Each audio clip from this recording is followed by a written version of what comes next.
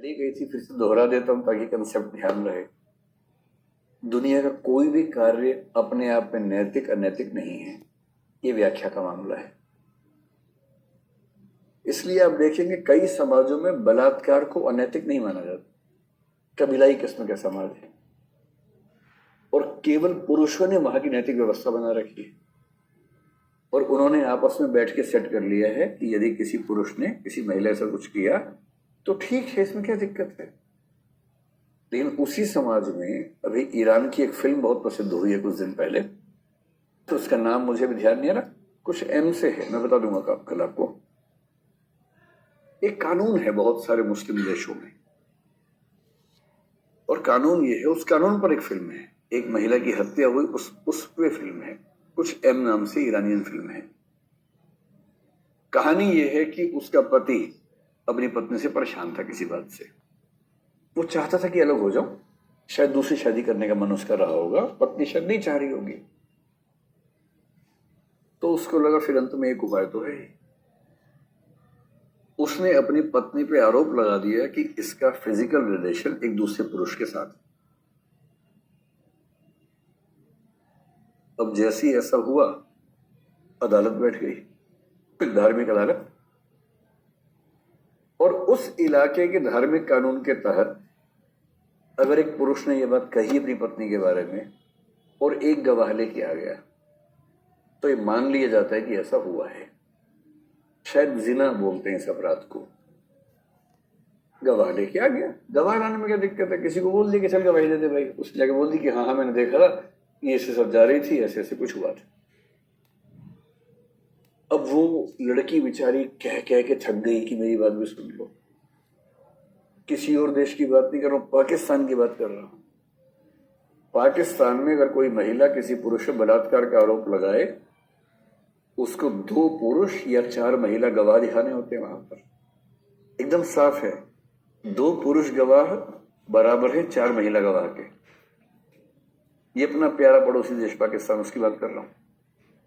और उनको बलात्कार के लिए गवाह चाहिए। वो ये मान के चलते कि बलात्कार जब भी होगा खुले में होगा, बंद में नहीं हो सकता, तो उसके लिए गवाह चाहिए उनको। मूर्खों के सरताज जो होते हैं ना, वो कई देशों में कानून बना रहे हैं, उनको गवाह चाहिए बलात्कार के। अब किसी महिला से बलात्कार हुआ, गवाह तो नहीं है भाई, उसकी शिकायत की कोई वैल्यू नहीं है। और पति ने कंप्लेंट कर दी ईरान में, सिर्फ ये कहेगा कि भाई गवाह है, इसका अवैध संबंध है, अदालत ने मान लिया। और इसे सजा क्या है? सजा ये है कि उस महिला को गर्दन तक जमीन में गाड़ देंगे, गर्दन बाहर रहेगी सर, और आसपास 50 लोग नुकीले पत्थरों से उसको मारेंगे। वहां पत्थर बहुत सारे रखे, सब लोग जाएंगे, पत्थर उठाएंगे नुकीले, उसे चेहरे पे मारेंगे और मार मार के उसकी हत्या करेंगे वहां। ये रियल इंसिडेंट ईरान में जो लेटेस्ट हुआ है, उसमें वो फिल्म बनी है। ये होता है किसी समाज के कंटेक्स्ट का मतलब। भारत में 2 लोगों के बीच में अगर ऐसा संबंध हो भी, अब तो कानून खारिज भी नहीं करता हो। 2 साल पहले सुप्रीम कोर्ट ने उस सेक्शन को ही गैर कानूनी साबित कर दिया जिसके तहत ये रिस्ट्रिक्शन थी।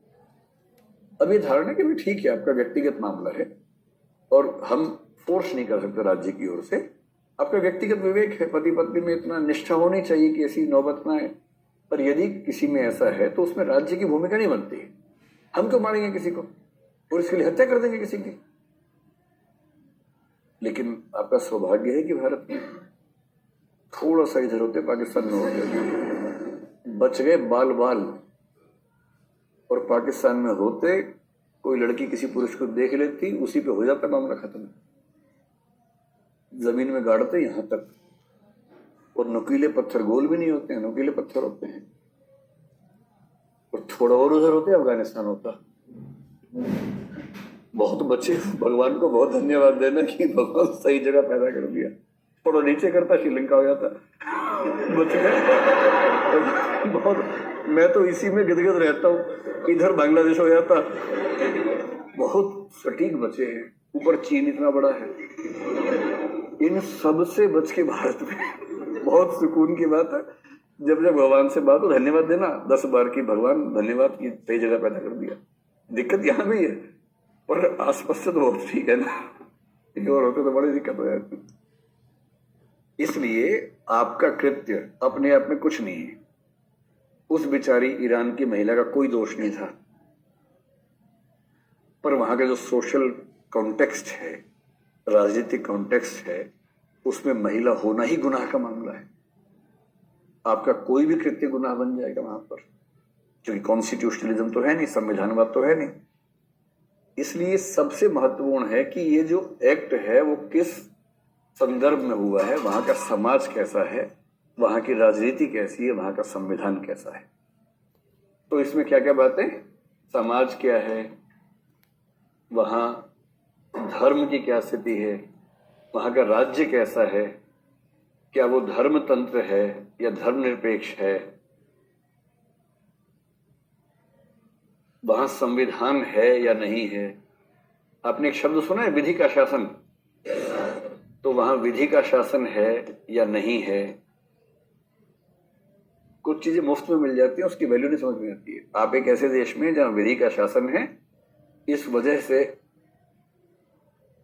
कोई मुख्यमंत्री, कोई प्रधानमंत्री आपको अपनी मर्जी से मार देगा ऐसा नहीं कर सकता है, क्योंकि शासन कानून का है। जब तक सुप्रीम कोर्ट तक से परमिशन ना मिल जाए कि फांसी पे टांगना, किसी को फांसी पे नहीं टांग सकते। यहां तक कि पाकिस्तान का जो लड़का यहां की अपनी हत्याएं कर रहा था, उसको भी फांसी पे टांगने से पहले 7-8 साल 10 साल हमें लग गए लीगल प्रोसेस पूरा करने में। एक भी व्यक्ति की हत्या राज्य बिना procedure established by law article 21 के बिना नहीं कर सकता है, क्योंकि हम एक विधि के शासन वाले देश हैं। और ये कितना सुकून है, पता नहीं आपको इसका अंदाजा है या नहीं है।